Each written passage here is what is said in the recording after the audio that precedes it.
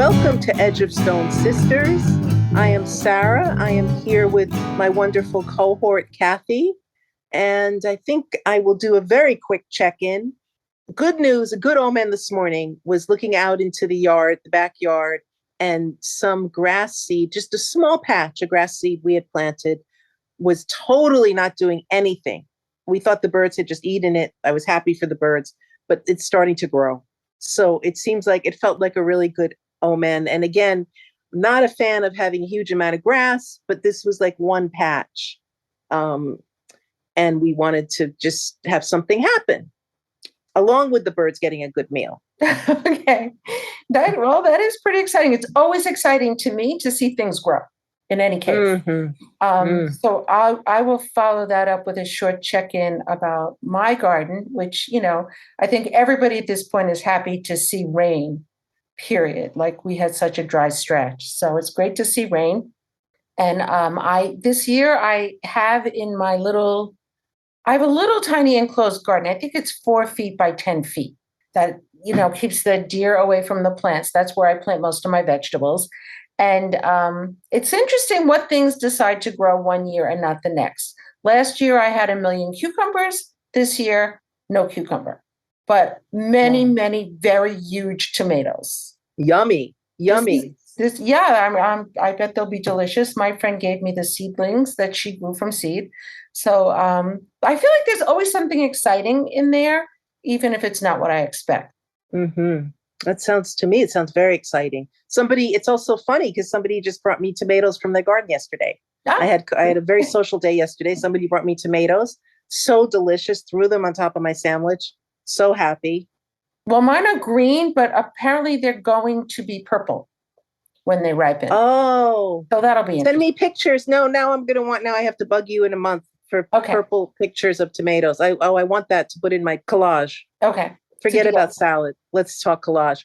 All right. Yes. So I'm so excited for you to announce the topic for today. Yes. Now that we've finished our quick check-in, we have a topic that is not connected to growing things in the ground at all, actually. Okay. We're going to talk about cats and dogs. And I think that everyone knows from previous episodes that Sarah is very, very intense about dogs in general, dog love, and her own dog. And I have a long history with cats. So we're going to share cat and dog stories. And I have to make a correction right away because I would call the topic dogs and cats. Yes. See, that's so just to be clear, I honor cats. I respect cats. I have some fondness. I will talk about a friend's cat that I have fondness. But I want to, just put a plug in for the episode is dogs and cats. When we get to our wonderful editor, I'm going to make sure he knows that. Dan needs to know that. Okay, I see. I'm sorry, but I think that's really unfair. You feel like you get to pick what goes first. I understand that you are so intense about dogs. I get it. But you can talk about your cats first. Go ahead. You get to go first. Okay, I can talk about the cats first, but we'll have a further discussion later about how we put it in writing, the title of the episode, which I think is what you're talking about. I think we're going to flip a coin. Yeah, maybe we'll have to do that because although you are very intense about dogs, I do not have much of a history with dogs at all. So we'll flip a coin or something. I think we should flip a coin, and I'm being 50% kidding. 50% I'm fine with the cats and dogs thing. I'm a little bit. No, I know 50%, you also. Just because I know when I'm half kidding, but maybe other people don't. So 60% I'm kidding. But I always think flipping a coin is a wonderful solution. Yes. And I think we're capable of abiding by the results of that. Yes. Don't even doubt me for a second. Yeah. Okay. All right. I will try not to doubt you. You can start with a cat story. Okay. So this is my recent favorite cat story, which is about my daughter Nicole's cat. So I have to see if I can get the order of events straight because it makes a difference. So I'm going to try. So the beginning of the story really is that my daughter moved into this apartment 5 years ago, pre-pandemic, and wanted to have a cat, and the apartment doesn't allow cats. The building doesn't allow cats. And I said, Nicole, that's it. You cannot have a cat. Do not bring a cat into that apartment because it says it right on the lease, no cats. And she did not, but she continued to ask me over and over why she can't have a cat. Can I talk to the landlord? Can't they make an exception? So finally, I talked to the landlord. He said no. A year later, I talked to the landlord. He said no. So last year, she said, Mom, I really want to have a cat. Ask him again. And I said, okay, Nicole, this is it. One more time. I'm going to ask him one more time. And that's it. I don't want to talk about this again. And lo and behold, he said yes. What a great story about persistence. About persistence, yes. Yay, Nicole. And yet, yay, Nicole. And yet she persisted. She sure did. So he said yes. And my son offered to pay the fees for her to adopt a kitten for Christmas, which happens soon afterwards. So this is Christmas, and she gets busy with the adoption. And this is pandemic by then. So she's on Zoom with the woman who's the foster care person for several cats. And she's looking at the cats on the Zoom.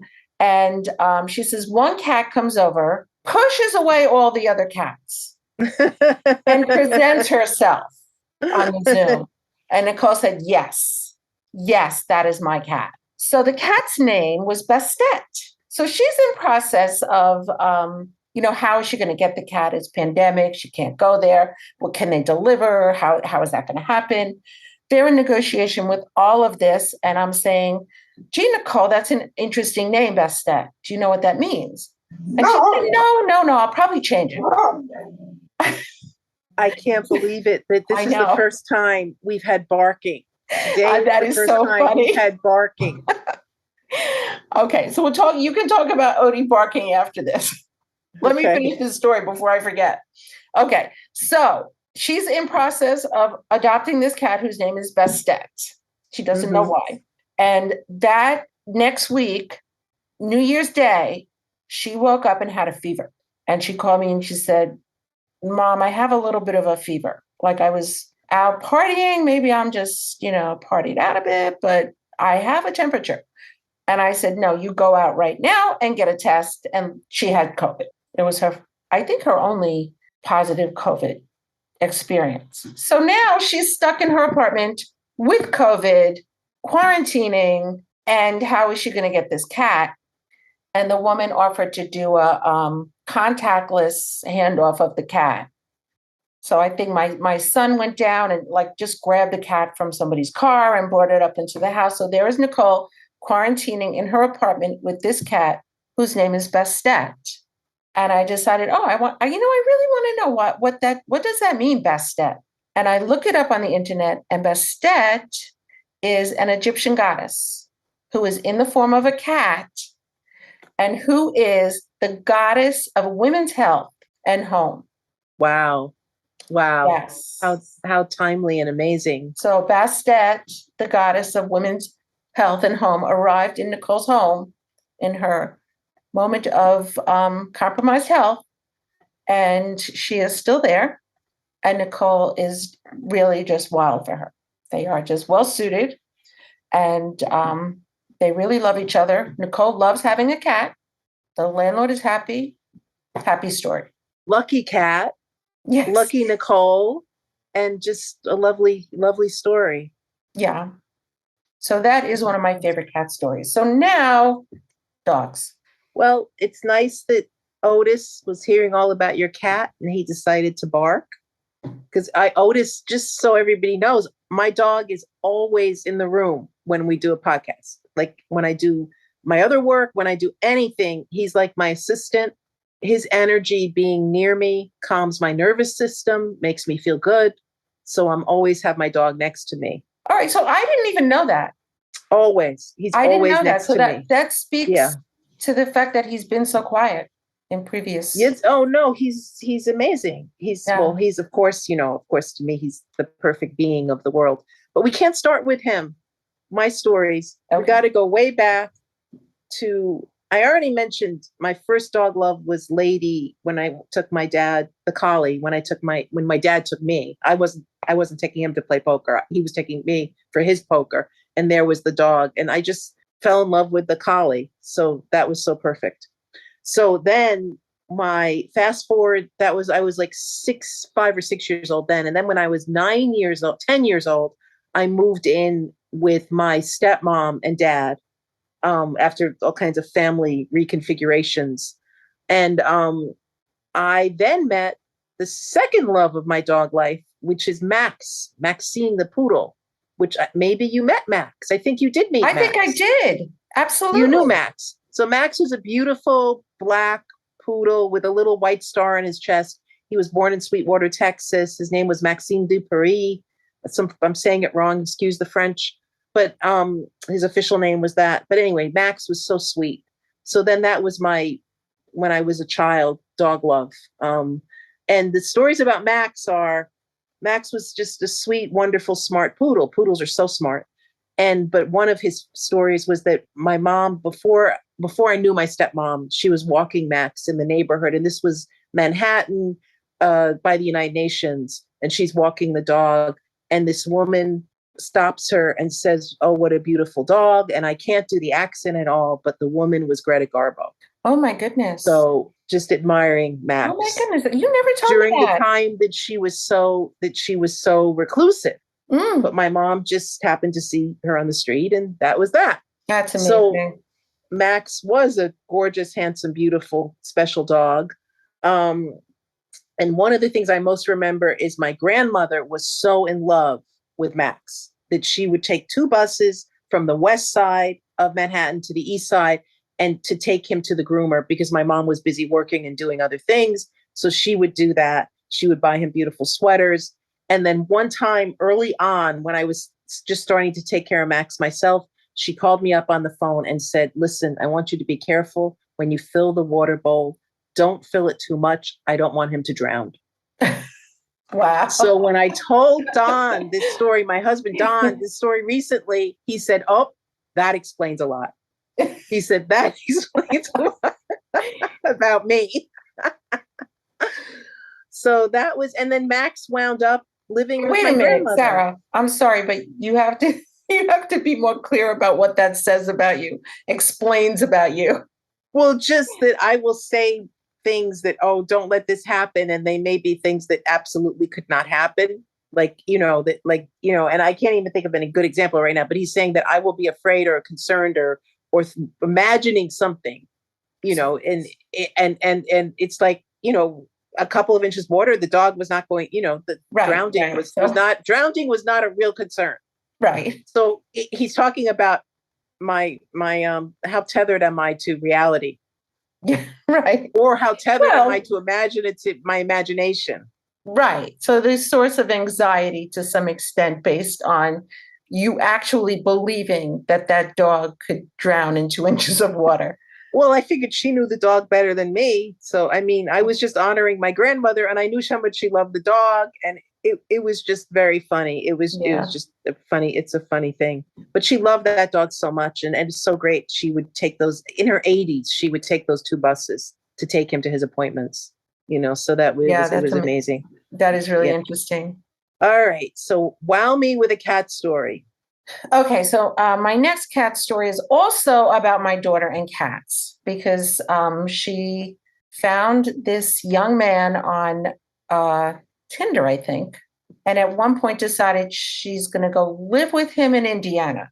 And he had 2 cats. Shortly thereafter, they both decided they're coming back to New York City. And at some point, they needed somebody to take care of these 2 cats, and those 2 cats wound up with me. And I think I've talked about it before. I have this little house on my property that was built as a 1-room schoolhouse. But that house has a loft area that was only partially finished at that point. And the cats were living in this little house with this not quite finished loft area. And one of those cats was a super, super active, very bold, like risk-taking cat. And he found a way to climb up to that loft.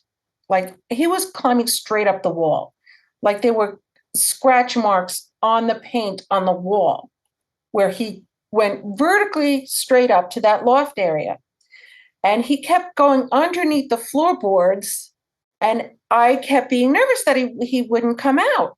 But he always came out until one day he didn't. And I went in the building and I heard him crying. He's meowing, he's crying. I know he's up there under the floorboards and he's not coming out. So everybody I talked to said, no, wait him out. He'll figure out a way. He'll come out. 24 hours later, he's still up there. He's still crying. By then now he hasn't eaten. He hasn't had any water. And I'm getting frantic. And I start calling everybody I can think of in the neighborhood. I hadn't lived here for that long at that point. And they said, call, SPCA, call this one, call animal rescue, blah, blah, blah. I'm calling everybody. And they're like, no, we don't do that. We don't do that. Call this other person. And then I saw one of my neighbors outside and I said, I don't know what to do about this cat. And he said, call Billy O'Brien.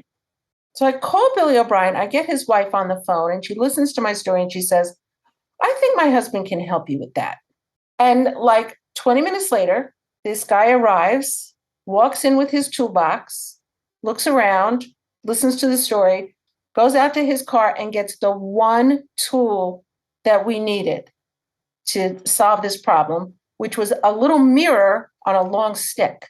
He goes up to the loft and he looks into the mirror underneath the floorboards so that he can see where the cat is. And he sees the cat under there stuck behind a heavy electrical cord. But now we know where exactly the cat is, so he could safely cut the floorboards and get the cat out. Wow. And the wonderful thing about this story is that Billy and his wife are now close friends of ours. And that was the first time we met them. Wow, I would hope so. I was going to say Billy's now like a super great friend. I mean, wow.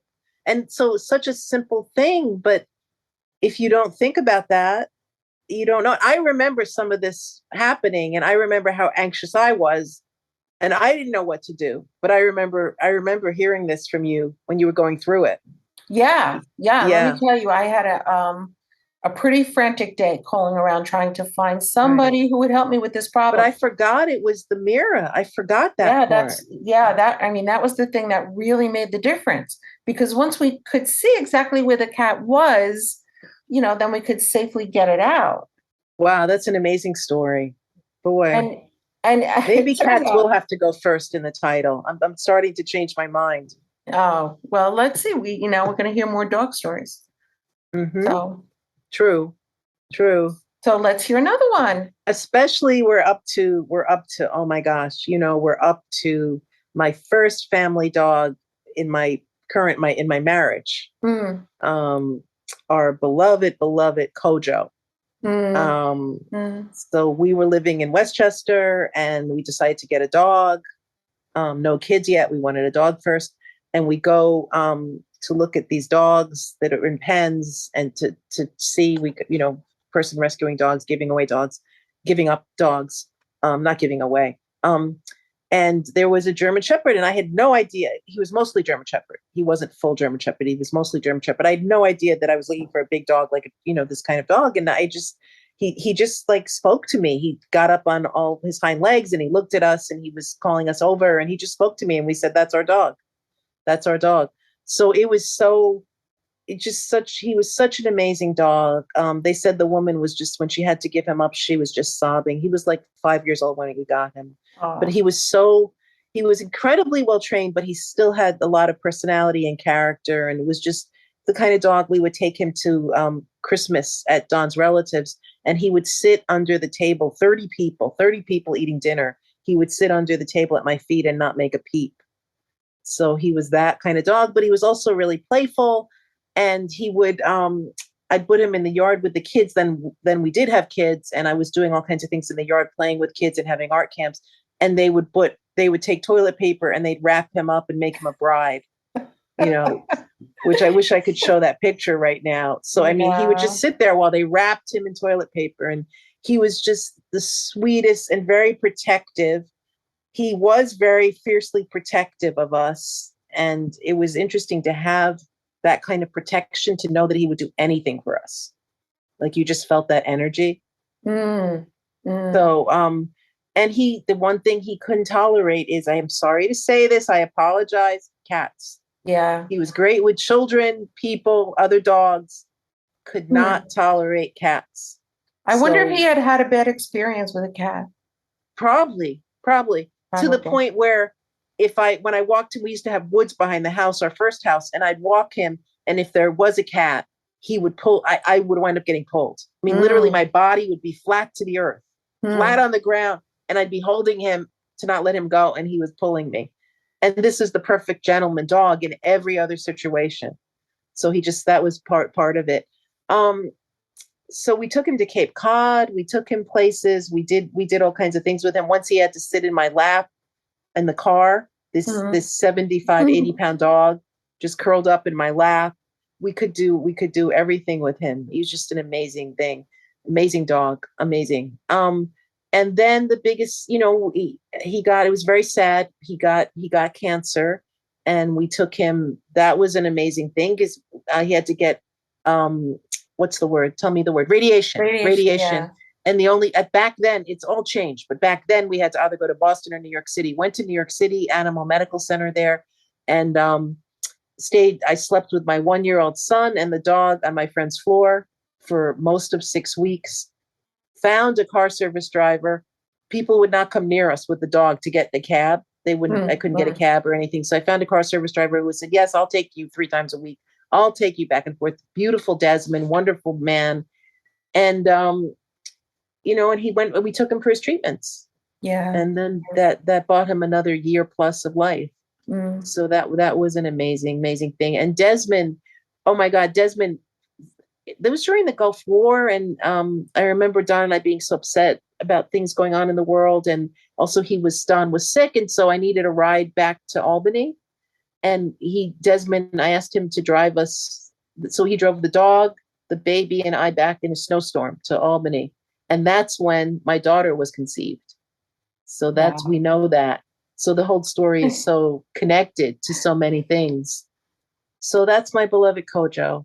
Yeah, Yeah, I just remember Kojo and I remember Desmond only through stories, but right. yeah. Yes, yes. Desmond knew. Desmond was, I think, the second person to know about Kira about my being pregnant with Kira. I told him, "You better be extra careful today. You're driving more people than you realize." Right. But the funniest Oh. thing was how Kojo accepted Desmond, but nobody could get near that car. Like he guarded the car. So Uh-huh. like when he was in it, like nobody else could get near the car, but he loved Desmond. He Yeah, wound up loving so Desmond. Yeah, he wound up.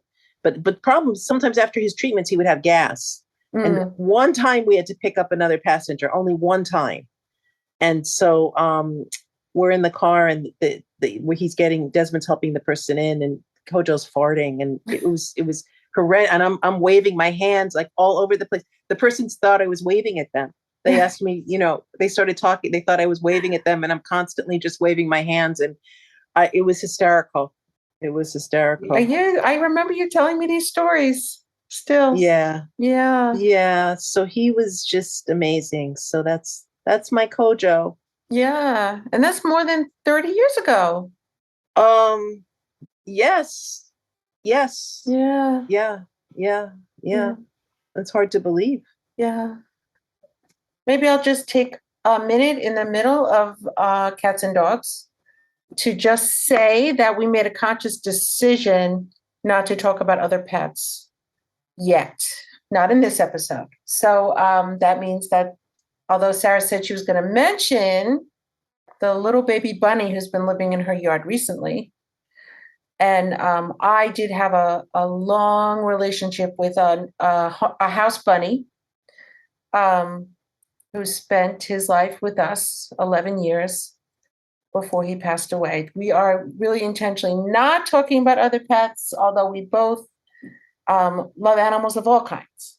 Would you agree, Sarah? Well, I was scared walking recently hiking and there was a snake. So, I mean, I know some people love to have a snake as a pet, and I really honor that. But Yes. I was like, oh, you know, Okay. Okay, but don't talk about it because we're not talking about other pets today. this is so hard not to talk about it. But yes. Yes, yes, yes. All right. All Okay, right. so I guess it's my turn for a cat story. Mm-hmm. So the cat that I had for the longest period of time in my life, her name was Sally.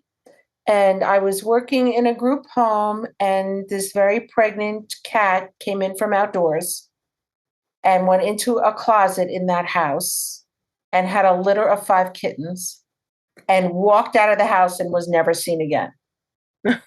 So we had this litter of 5 kittens, brand newborn kittens, and no mommy. So we called a vet who told us what we had to do, and we started bottle feeding. And eventually, all of those kittens were adopted. And I adopted the one who was really the runt of the litter. She was tiny and she was sickly and she had diarrhea and it was hard to feed her. And I took her home and just eventually she recovered and started to grow. And she slept on my neck every night for a long time. I guess she was, feeling my pulse there. And she lived for 19 years. And she was my pet for 19 years. And all my kids grew up with her until she passed away, really, just naturally from age. And she's a very, very sweet cat. Yes, I remember Sally. I remember Sally so Yeah. well. Yes, I remember. Wow. And She was a sweetie. she was sweet and a very pretty cat, all white with just a few black and brown spots. A Yeah. pretty kitty. She was such a sweet cat. Wow. But I didn't know all that detail about the first very beginning. So yeah, I didn't know all that. Cats just I have to interject something. I'll be in so much trouble. I need to mention my friend Sarah's cat Pumpkin, who is an amazing, sweet, special cat. And I did at times cat sit for Pumpkin. Although I always say that, I know dog language better than cat language, Mm. but this cat was I got a little bit fluid in cat language with Pumpkin. But so I've also those other experiences have been that I've had. I haven't had a cat for a long time. I had a cat once, and I'm still sad about the cat because I had to give up the cat to in a very responsible way to because my husband's allergic. Ah, Yeah. yes. So I have to give a shout out to wonderful Pumpkin. Yes, yes. I did figure out many years later that the reason that my son Gregory seemed to have a never ending cold as a small child was probably because he was allergic to Sally. And I Okay. didn't realize it. And I have to say, like I asked the pediatrician many times why he thought that Greg seemed to have like constant colds and respiratory illness. And he never asked if we had a cat or thought about it. But now I know that Greg's allergic to cats. And by the way, as we speak, he is cat sitting for my friends who went away for 2 weeks. So Wow. he's allergic to cats, but he's also a cat lover. And he's been juggling that most of his life. That's yeah. The cat. There could be a whole thing about cat sitting and dog sitting. There could be a whole other episode about all those kinds of experiences. Yeah, I remember watching a friend's dog, and I had to feed the dog out of my hand because they were upset. Their people were away, Yeah, and yeah. I learned so much about that. If I just would hand feed the dog, that would work. Well, my one experience with dog sitting. No, not my one. I had a previous experience with dog sitting that was wonderful when I lived in the city. But I had a more recent experience here with a very elderly, disabled dog, my next door neighbor's dog. And she asked me if actually she wanted Nicole to watch him. Nicole is much more of a dog person than I am. She wanted Nicole to watch him. And Nicole was going back to the city. So I said, well, I guess I could do it. But really, I think this dog was so upset that they left him. He just misbehaved, like in any way that he could think of.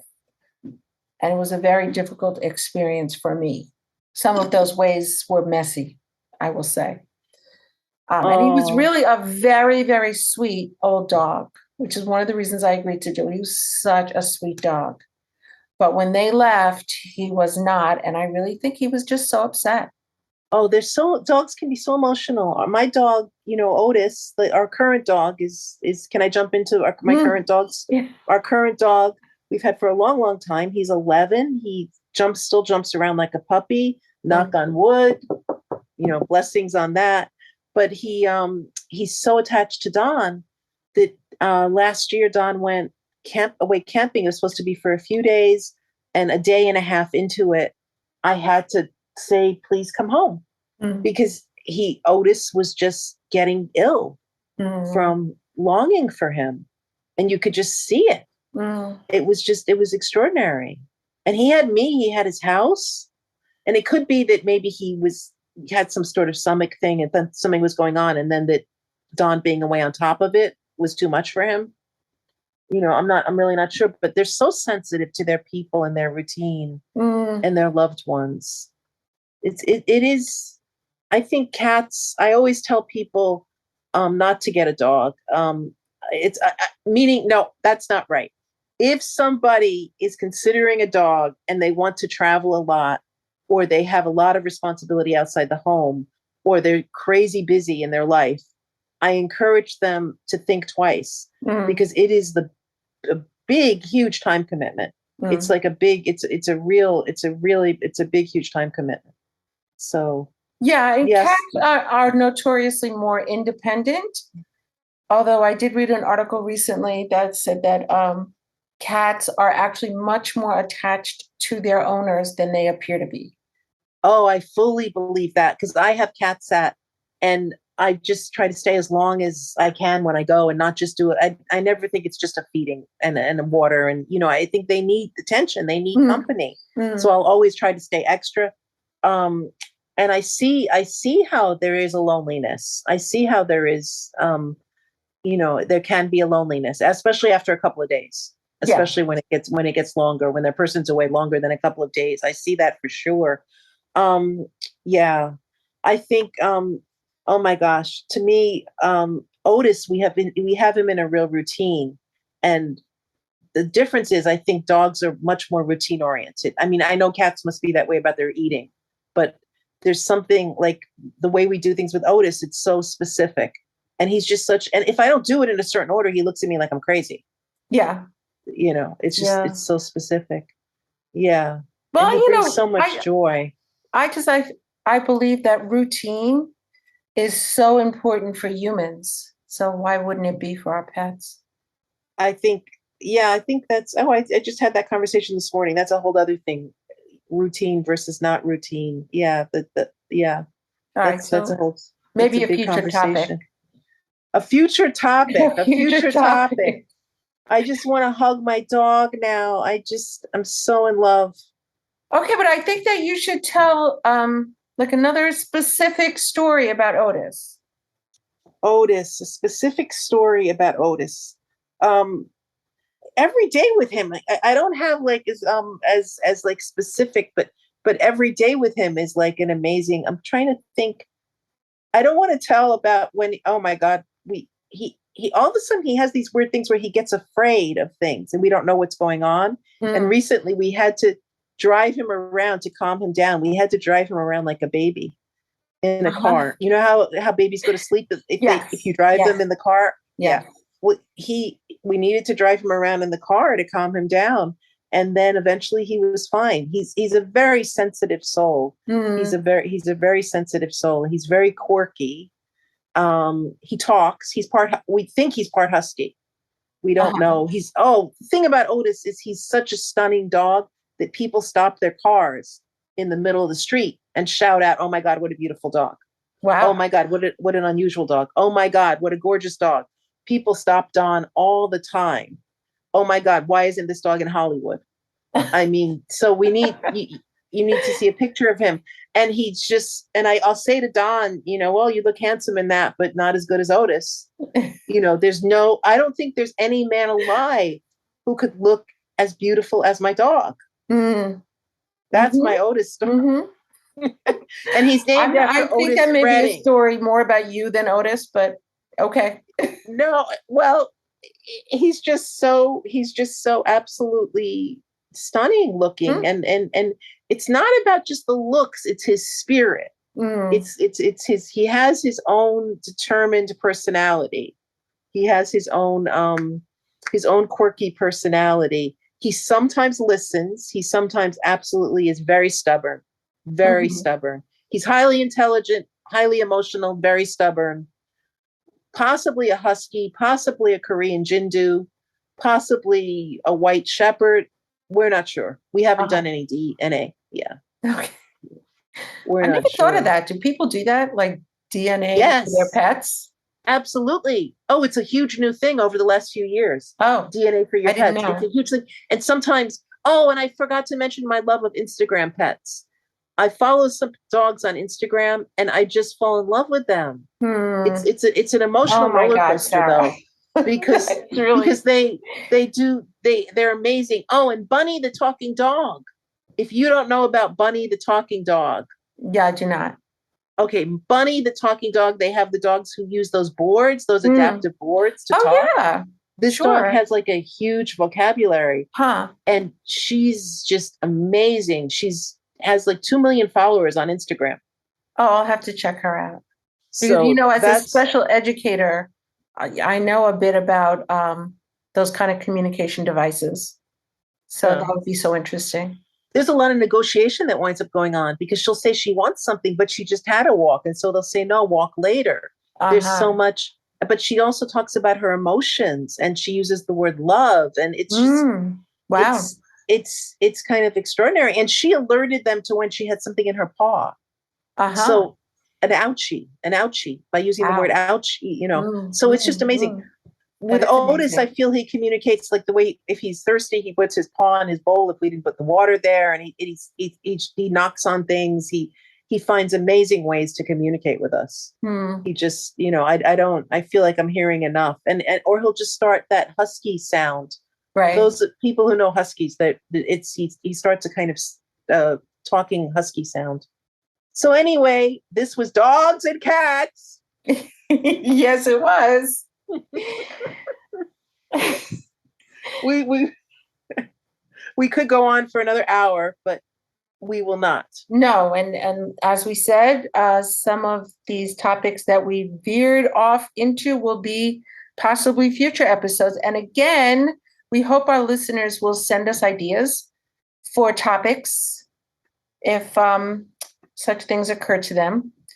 And so are we wrapping up? Yes, except for you're going to be so mad, but I have to bring up a horse. I have this thing about I'd like to meet a horse and I'd like to learn how to ride. So if there's anybody in upstate New York that has horses and they do gentle lessons for older women, older people right in their, just very gentle. I'm afraid of heights, but I'm interested in maybe learning how to ride a horse at this stage of my life. It's a long story, future episode, but I figured I might as well mention it.